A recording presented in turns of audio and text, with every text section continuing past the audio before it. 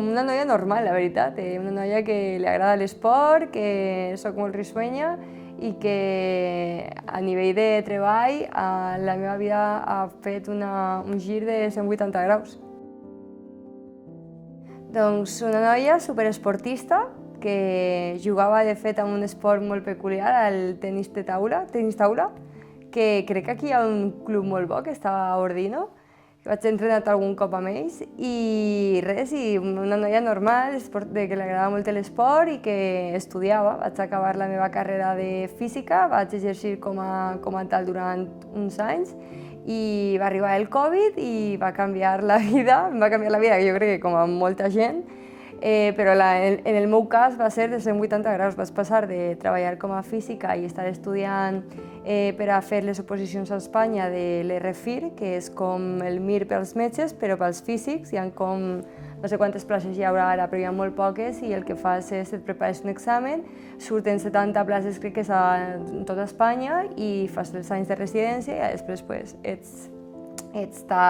pots exercir com a radiofísica a un hospital. Em va agradar molt perquè vaig fer les pràctiques a un hospital i vaig dir, ai mira, aquí tinc una mica de tot. Per una banda, una part més física, matemàtica, que és fer càlculs de, per exemple, totes les sales que tenen aparells que emeten radiació, doncs tots els càlculs per a que d'ahir no surti res i que el pacient no estigui exposat i tal, o per exemple els metges que porten els dosímetres, que és quantificar la seva exposició a la radiació. Tot això com és més matemàtic ho porten els físics. I era bonic. Després, per l'altra banda, tenies investigació, perquè els hospitals al final treballen en moltes línies d'investigació que estan allà obertes i treballen tant d'Espanya com fora d'Espanya. I després també el tracte amb els pacients, que estava superfocalitzat al càncer, que és el que a mi m'agradava molt. La física sempre ha sigut una carrera que sempre ho he dit, que vaig començar per curiositat, per entendre com funcionava la vida, per com funcionava tot, i no és com molta gent que estudia una carrera i diu no, l'estudio com a objectiu. No, el meu objectiu, jo no sabia a què anava a dedicar-me. Era com, jo vull entendre com funciona tot i ja després veuré a què em dedico.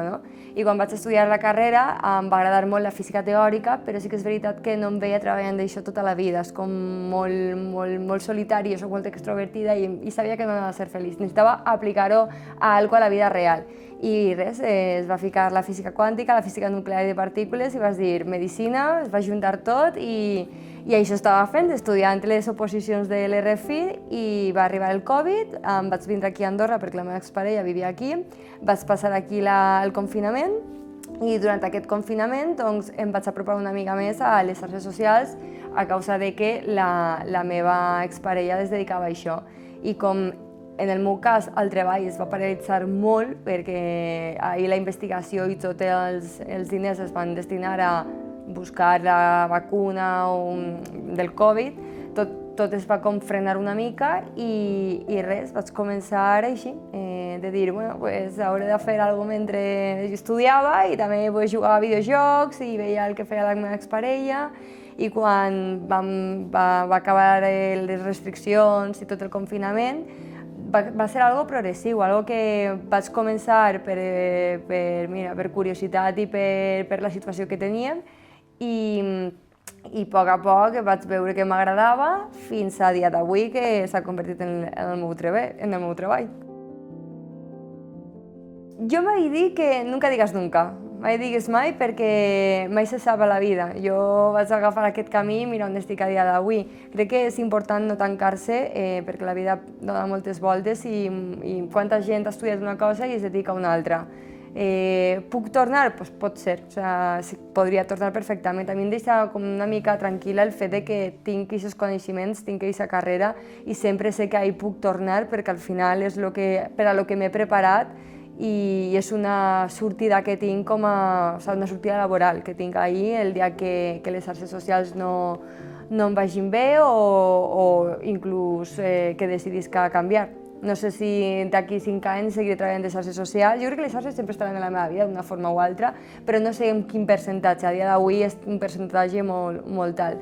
Però amb la física no la descarto. M'agrada molt seguir llegint molts articles científics. De fet, la meva millor amiga treballa a l'MIT i sempre m'està contant una mica pues, el que fa, també he treballat al CERN, doncs estic connectada, no m'he desconnectat del tot, però a dia d'avui no treballo com a física, però és una que podria passar. T'ha passat pel cap donar-li la... Si em dediqués a la física, si el meu treball fos la física, com a oci sí que faria contingut d'aquest, perquè al final formaria part del meu dia a dia, doncs seria molt fàcil explicar el que faig al meu dia a dia, al meu treball, d'una forma fàcil per a que tothom ho entengui.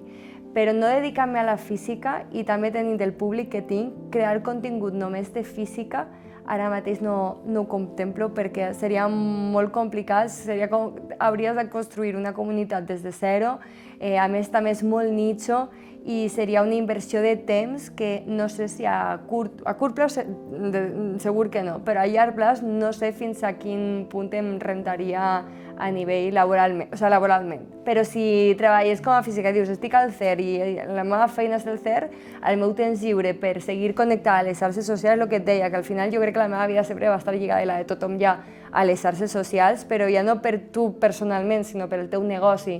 Si ara tens una marca, per mi és inviable no tindre unes xarxes socials i utilitzar el màrqueting digital per donar a conèixer la teva marca. Doncs això és una mica el mateix. Si la meva feina fos estar al CERN treballant en una investigació, doncs faria contingut a les meves xarxes socials, compartiria el que és la meva vida, que és la física, el meu treball, el que dedico moltes hores. Això va ser, mai he sigut una noia de videojocs, tot el contrari, mai he sigut de quedar-me tancada a casa, i això de petita sempre ho he portat molt malament. Al final era els estudis, anar a l'escola, entrenar per les tardes, els caps de setmana viatjava molt, doncs mai estava a casa, mai havia tocat els videojocs més enllà dels estius, quan estàvem amb el meu germà que teníem una casa d'estiu que ahir no teníem amics. Quan ella agafava la PlayStation o això, potser jugava un rato amb ell, però que mai he sigut una que li hagi cridat l'atenció als videojocs. I tot va ser arrel de que la meva exparella feia això, jugar a videojocs. També en aquell moment, quan va passar lo del Covid, molta gent consumia un contingut de moltes hores. Ara, a dia d'avui, et diria que YouTube i Twitch ja no són plataformes tan potents com ho són TikTok i Instagram, que al final són formats més curts. Però en aquella època sí que, clar, estar tots confinats i tindre tant de temps lliure, molta gent consumia durant hores el teu contingut, i Twitch aquella època va ser ideal perquè podies ahir encendre stream des de ta casa i passar-te 8 hores fent stream. I Twitch sempre ha sigut, jo vaig començar a Twitch, ha sigut com una plataforma molt enfocada al gaming. La comunitat que hi ha forta és el gaming. Doncs una mica va ser perquè va ser la plataforma per la meva exparella i vaig descobrir el món dels videojocs, que ja et dic, en aquell moment em preguntaves t'agrada i et deia no ho sé, perquè mai he tingut el temps per jugar i ficar-me a descobrir si realment m'agraden, però no és algo tampoc que m'encanti perquè de petita no ho vaig triar. Entonces vaig començar a descobrir el món dels videojocs i em va agradar, la veritat. És veritat que ha sigut, ho dic molt, la gent que els agrada els videojocs és molt difícil que troben un que no els agrada. És com, per exemple, els llibres, a mi m'encanta llegir.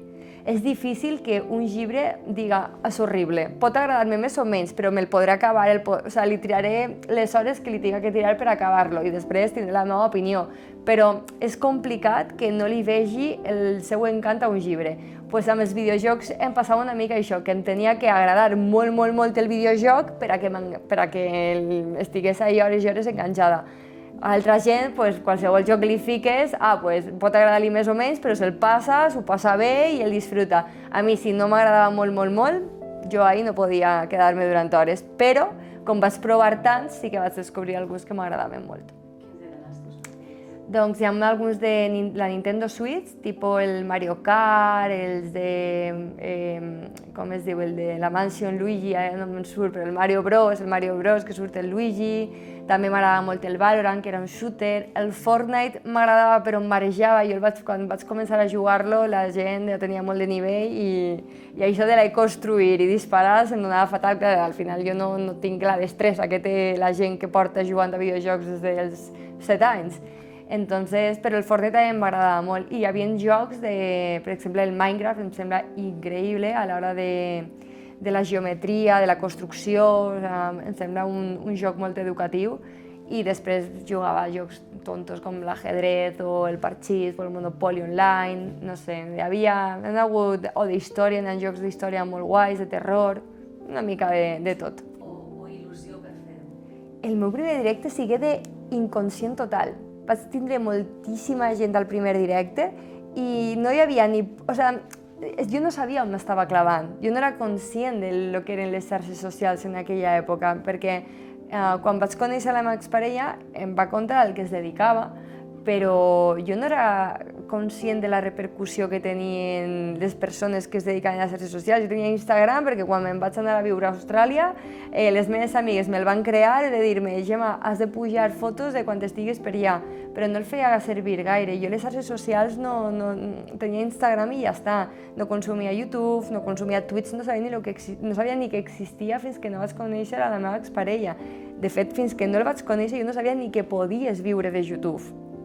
Doncs per mi era tot un món molt nou. Per a que facis una idea, recordo un stream que aquí encara jo no feia streams, però que em van convidar perquè vaig començar a conèixer a la gent del mundillo. Jo amb la meva exparella portava un any i pico abans de que jo sigués pública, portava un any i mig. Clar, anar als eventos, acompanyar-lo a certes coses, doncs vaig començar a conèixer altra gent del sector, com pot ser Ibai Llanos o més gent. I clar, al final recordo que vaig fer un stream amb ells abans de jo fer streams, d'estar a ma casa, que tenia un quadre enorme de la meva àvia que està nueta, és un quadre artístic. I recordo que vaig enxufar allà i anava amb el pijama, amb un monyo, menjant un bocata de salxitxa, amb unes pintes que no et pots fer una idea. I a través del Discord, ells estaven en stream i compartien la pantalla del Discord que se'ns veia a tots les cares, i era l'època aquesta de l'Among Us. Per a que et facis una idea, potser entre tots ahir n'hi haurien 100.000 persones mirant-ho, però jo no era conscient, jo no sabia que hi havia tanta gent mirant-los, però per a que tu vegis que jo em plantava ahir amb una webcam a jugar a l'Among Us amb aquesta gent amb les pintes que portava al llit. Entonces el primer stream, estava nerviosa? Sí, perquè al final era l'inici d'algo que jo no sabia que anava a ser tan gran, però em vaig quedar ho vaig disfrutar molt, vaig estar molt agraïda perquè molta gent es va passar i va donar-me l'oportunitat de conèixer-me, però no era conscient de la repercussió que pots tindre darrere d'una pantalla perquè tu veus números, però clar, després tu traspasses aquests números a un estadi i és com, mare meva, si és que he tingut en el directe un estadi com el Camp Nou o com un Bernabéu. Però clar, tu no ho veus, tu veus un numerito i al final estàs parlant, agafes soltura i al final no et quedes cohibit davant de la càmera i perds una mica la consciència de que t'està veient molta gent. Què va ser el més dur del primer any en aquest? Jo crec que al final el que tothom quan comença en aquest món li ocorre és que has de tindre peus una mica a terra, tant per lo bo com per lo dolent. Al final estàs exposat i va haver molta gent que et va regalar els oïts, que et va dir de tot en plan bo, ok, està bé, però mantén els peus a terra, però també la part dolenta és que no li pots agradar a tothom i quan arribes a tanta gent hi haurà gent que li agradis i hi ha gent que no li agradaràs.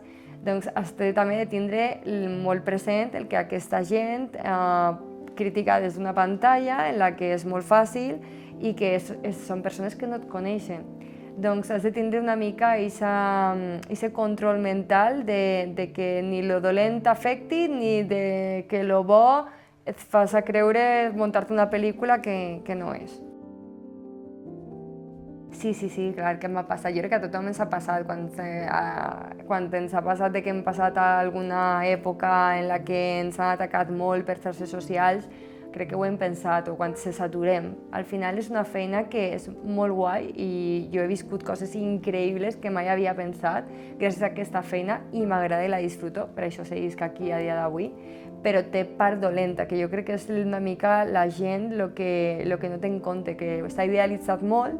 Òbviament, si em compares a treballar a l'obra a les 12 del migdia en ple estiu, a nivell dur físicament no és, no ho pots comparar. A nivell intel·lectual, si ho compares amb la física, no és tan complicat com ser física, però té la seva part dolenta i al final és que mentalment no arribes a desconnectar, estàs sempre pensant en què contingut original fer, que hi ha darrere hores de planificar, d'organitzar, de gravar, d'editar, de publicar, o sigui, que hi ha inversió de temps, que no és la feina més dura que et vas a trobar en la teva vida, però tampoc és idíl·lica, és com els deportistes d'èlits, que al final viuen del que els agrada, però no tot és tan maco, també tenen els seus sacrificis i la seva part dolenta. Doncs aquí és el mateix, però jo noto que, com és un ofici nou, la gent ha idealitzat molt la part bona i no existís part dolenta.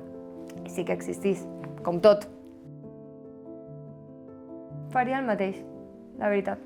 No faria res diferent, tornaria a estudiar la carrera de física i jo crec que la vida al final és això, tu prens decisions i conforme van passant els anys et van sortint oportunitats que decideixes aprofitar o deixar-les passar perquè el que tens t'agrada. Això és perquè sou dona? A l'hora de, per exemple, els judicis, els micromachismes que tenim instal·lats a la societat, com pot ser, no, perquè com és dona, no sap jugar als videojocs, és dolenta. M'ha passat d'estar jugant al Valorant, per exemple, a compartir equip, perquè és un joc d'equip en el que tens els teus amics amb els que jugar o fas partides públiques i quan senten que ets una dona i fas algo dolent, el que et diuen és una quantitat de barbaritats i de machismes que a un home no li diuen i a lo millor jo ho estic fent molt millor que un altre de l'equip que és noi, però jo per ser noia em menjo la merda que em menjo i els insults que em diuen. Doncs a la part gaming sobretot he vist això de micromachismes i superioritats per ser home, de no, ella per ser noia és mala jugadora o ella per ser noia no és tan entretinguda, o sigui, n'hi ha gent que simplement sense haver vist un stream mai meu, sense saber si li puc o no li puc agradar, ja m'ha juzgat i ha dit és avorrida perquè és noia. Saps què passa? Que al final sempre m'he plantat, però t'has de triar quines guerres valen la pena o no. Això és com lo de sempre. Jo he après en aquesta vida que no has de perdre energia amb gent que no raona. Doncs amb gent que no raona és que li pots dir ABC, que si ell te diu aquesta paret és blanca, però ell te diu que és blava, no pots fer res més. La meva funció no és educar a la gent, m'explico? Doncs ahí està el problema, que jo no tinc que educar aquesta gent té que ser educada a les seves cases. Jo puc plantar-me, puc explicar les coses, puc dir-ho, però ja et dic, en xarxes socials m'he trobat gent, jo sempre ho he dit, crítiques constructives sempre són benvingudes perquè al final tothom vol ser millor, tant personalment com laboralment. Ara bé, aquelles crítiques o aquells comentaris que són destructius, que són per faltar el respecte, què fas amb això? És que no, és pegar-te amb una paret. És el problema de l'educació que té aquesta persona. I tu, darrere d'una pantalla que no saps ni com es diu, ni d'on és, ni com és res, no el pots educar. Jo durant aquests anys he intentat fer molts missatges i influir de la millor manera que sé que m'han educat, però fins ahí puc arribar. Ja després el que decidís fer o desfer la gent ja no puc fer res. Jo diria que sí. També t'he de dir que estava una mica condenada a estar junt de casa, perquè com a física sempre havia tingut en compte que acabaria fora de... Dubtava molt que tingués la sort de poder quedar-me a València. Tenia ja com molt mentalitzat que havia de sortir, sobretot perquè al principi jo volia fer investigació i tot, i ahí tenia clar que em tenia que anar fora d'Espanya, però inclús havent fet les oposicions, a València crec que hi havia 2 places o 3 de 60 que hi ha, era molt complicat. Entonces, com que ja tenia una mica interioritzat que a València no me n'anava a quedar. Però sí, quan vaig vindre aquí, de les coses que més m'han pesat és la distància, sobretot per els meus avis, saps? Que tinc que estar fins l'any passat, tenia els 4 vius i això em pesava molt. Jo cada cop que anava i agafava el cotxe per tornar, em tornava plorant, perquè pensava, pot ser que sigui l'últim cop, que pot passar amb qualsevol persona que coneixes, però amb els avis ja que són més grans, ja com tenen més papeletes de morir. i era algo que em pesava i em seguís pesant molt a dia d'avui. Però penso, clar, he tingut tentació de tornar cap a València. Sempre ho he dit, si torno a Espanya, torno a València, a ma casa i a on està la meva família i els meus amics de tota la vida. Però m'agrada molt el que he creat aquí a Andorra. I sé que València sempre estarà, perquè ahir és casa. Però aquí si marxo, perdré molt el contacte amb tothom, ja no pujaré tant, ho perdré. Perquè al final aquí no tinc família, sí, he fet amics, tal, però és com les meves amigues que tinc, una de les meves millors amigues viu a Bilbao, la veig un cop a l'any. Doncs aquí passaria el mateix, pujaria una setmana a esquiar, però no pujaria més, veuria tothom, però perdria molt. I m'agrada molt la rutina que tinc aquí, la vida que tinc aquí i el cercle que m'he creat aquí. Entonces, per això no he tornat a València, perquè València sé que sempre està ahí. No et dic que en un futur no torni, però a dia d'avui, que m'ho pregunta molta gent, però tu et veus vivint a Andorra tota la vida? I dic, sí, és que a mi m'agrada la vida aquí. Podria viure aquí tota la vida. Podries tornar a València? També podria tornar a València. No ho tinc clar, a dia d'avui no ho tinc clar. Podria viure aquí a València. Jo sé que acabaré en un d'aquests dos, però no sé en quin encara. Depèn molt de lo que t'agradi, però jo et diria que si t'agrada el thriller, Javier Castillo. M'agrada molt els llibres de Javier Castillo, el que vulguis, són independents entre si, i a més han fet les adaptacions a Netflix de La chica de nieve i El juego del alma. Després, si t'agrada la fantasia pura i dura, jo et diria El nombre del viento, de Patrick Rothfuss. I si t'agrada l'Enemies to Lovers, que s'ha ficat molt de moda i que jo estic llegint molt, et diria o la saga de Acotar, o la de, com es deia, no sé què, de Cristal. La d'Acotar o la de Cristal. No recordo el nom en sencer, però bueno, jo crec que la gent que l'agrada llegir sabrà quina saga és.